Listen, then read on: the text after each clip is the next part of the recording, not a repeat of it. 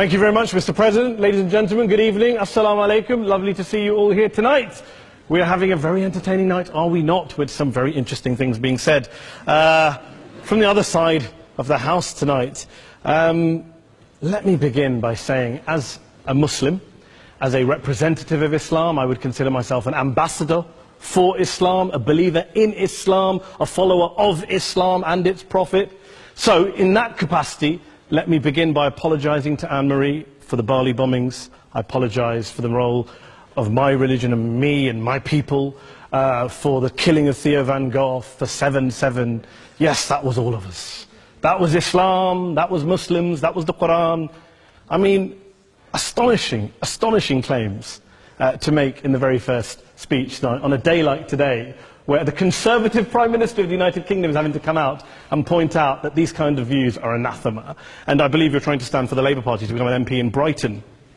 If you do, and you make these comments, I'm guessing you'll have the whip withdrawn from you, but then again, UKIP's on the rise, they'll take you, the BNP, they might have something to say about your views. What Mehdi Hasan always does. By the way, just on a factual point, since we heard a lot about the second speaker, about how backward we Muslims all are, on a factual point, you said that Islam was born in Saudi Arabia. Islam was born in 610 AD. Saudi Arabia was born in 1932 AD. So you were only 1,322 years off. Not bad? Not bad start there. Talking of maths, by the way, a man named Al-Khwarizmi was one of the greatest mathematicians of all time, a Muslim, worked in the golden age of Islam.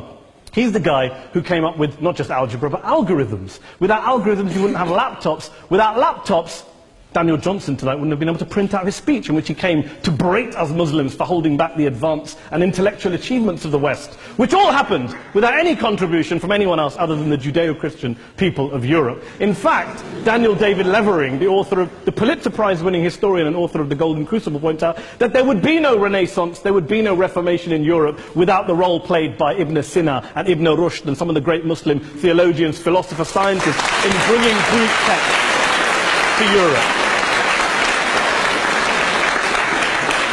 As for this being our university, I will leave that to the imagination as to who is our and who is there.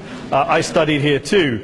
An astonishing set of speeches so far making this case tonight.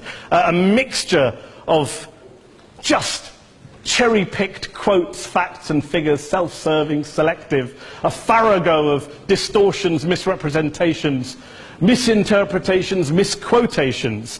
Daniel talked about my article in the New Statesman, which got me a lot of flack, where I talked about the anti-Semitism that is prevalent in some parts of the Muslim community, which indeed it is. Of course, I didn't say in that piece that it was caused by the religion of Islam. In fact, modern anti-Semitism in the Middle East was imported from, finish the sentence, Christian, Judeo-Christian Europe, where I believe some certainly bad things happened to the Jewish people. In fact, Tom Friedman, Jewish-American columnist in the New York Times, told me in this very chamber last week that he believed, had Muslims been running Europe in the 1940s, 6 million extra Jews would still be alive today. So I'm not going to take lessons in anti-Semitism from someone who's here to defend the Judeo-Christian values of a continent that murdered 6 million Jews. Moving swiftly on. Yes. Absolutely. Well, I'm about to make that point. No, I'm about to make that point. You're right. I agree with you. I agree with you 110%. That is my point. I don't think Europe is evil or bad. I'm a very proud European. I don't want to judge Europe on that basis, but if we're going to play this gutter game where we pull out the Bali bombing and we pull out examples of anti-Semitism in the Islamic community, then of course I'm going to come back and say, well, hold on. I mean, look, let's be very clear. Daniel here was a last-minute replacement for Douglas Murray, who had to pull out. And Douglas and I have a well-documented differences, but to be fair to Douglas, as to be fair to Anne-Marie and to Peter, atheists. Atheists see all religions as evil, violent, threatening. What the problem I have with Daniel's speech is that Daniel comes here to run this robust defense of Christianity, forgetting that his fellow Christians, people who said they were acting in the name of Jesus, gave us the Crusades, the Spanish Inquisition, the anti-Jewish pogroms, European colonialism in Africa and Asia, the Lord's Resistance Army in Uganda, not to mention countless arson and bomb attacks on abortion clinics in the United States of America to this very day. I would like a little bit of humility from Daniel first before he begins lecturing other communities and other faiths on violence, terror and intolerance. But, no thank you.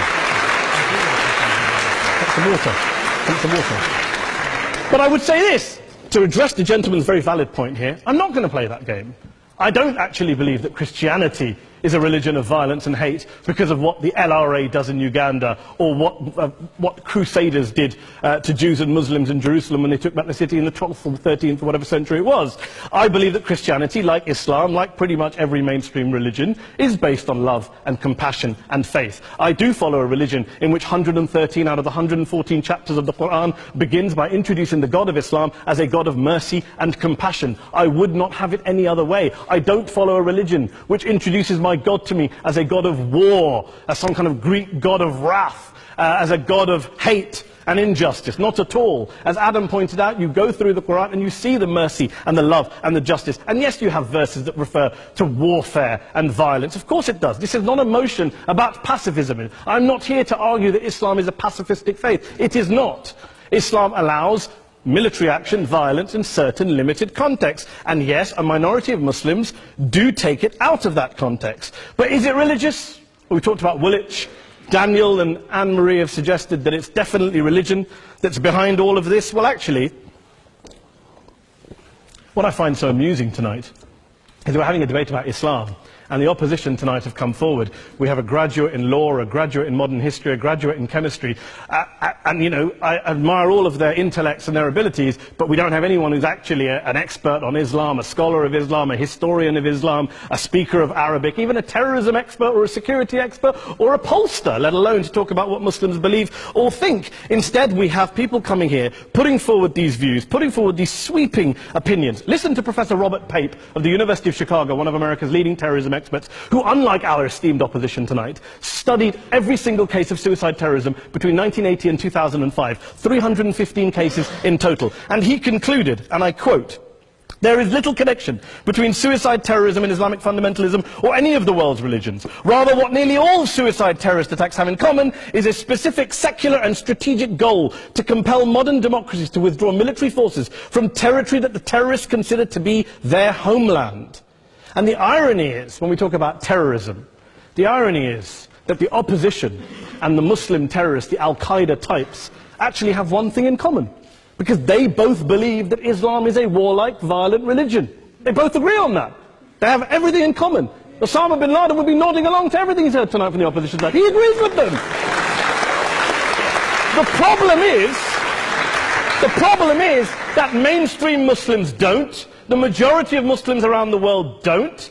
In fact, a gentleman here started quoting all sorts of polls. Gallup carried out the biggest poll of Muslims around the world, of 50,000 Muslims in 35 countries. 93% of Muslims rejected 9/11 and suicide attacks. And of the 7% who didn't, they all, when polled and focus groups, cited political reasons for their support for violence, not religious reasons. And as for Islamic scholars and what they say, well, Daniel talks about our University of Oxford. We'll go down to Oxford Centre for Islamic Studies, get hold of a man named Sheikh Afifi al-Akiti, who is a massively well-credentialed and well-respected Islamic scholar, who has studied across the world, who in the days after 7/7 published a fatwa denouncing terrorism in the name of Islam, calling for the protection of all non-combatants at all times, and describing suicide bombings as an innovation with no basis in Islamic law. Go and listen to Sheikh Tahir al-Qadri, one of Pakistan's most famous Islamic scholars, who published a 600-page fatwa condemning the killing of all innocents and all suicide bombings unconditionally without any ifs or buts. There's nothing new here. This is mainstream Islam, mainstream scholarship, which has said this for years. You don't go out and kill people willy-nilly in the high street or anywhere else, on a bus or a mall, based on verses of the Quran that you cherry-pick without any context, any understanding, any interpretation, or any commentary. Point of information. Please.